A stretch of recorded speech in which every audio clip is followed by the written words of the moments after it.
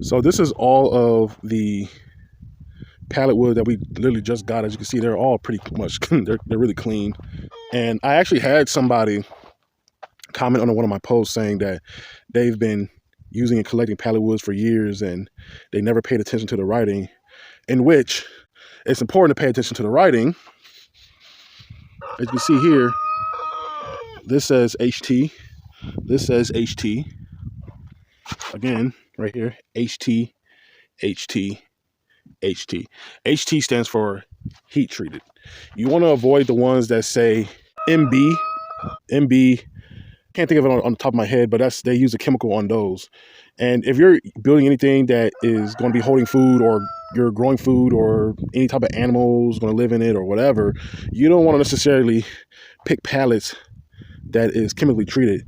I would just strongly suggest that you pick the pallets that has HT on it.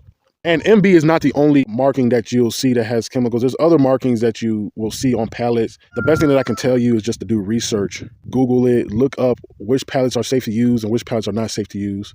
And if you look up which pallets are going to be safe to use, you'll see that HT is one of the ones that be safe to use. And of course, if you're always going to pick pallets, pick the cleanest pallets. Like, pick the cleanest looking pallets. Don't get the ones that's looking all greased up or got spills all over it and you don't even know what. Because a lot of stuff comes on these pallets, and these things travel all throughout the country and things spill on these pallets. You never really know what they're carrying on these pallets. My suggestion is that you pick the absolute best looking pallets if you're going to be using it to build anything. We actually had a run-in with a very, very bad pallet that we did not even know what was on there, and it was, I don't even want to mention what we had to deal with that pallet. But anyway, just pick the best ones, the best looking ones, the cleanest looking ones.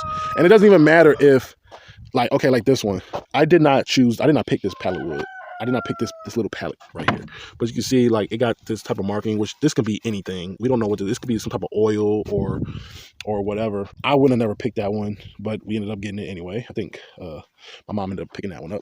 All the rest of them, I hand-picked the rest of them because I'm the one that's primarily building. Just pick the cleanest looking ones. That's just my best suggestion if you're going to be building anything with them. Regardless if the pallet, the boards on it look like, they look perfect, but they're all dingy and nasty looking, and, you got types of oil stains or whatever type of stains, just don't pick it. Like, just pick the next best one, even if all the boards are intact and stuff like that, because you just never know what they're carrying on and what's being spilled on it. So that's just my suggestion to you all, and happy pallet hunting.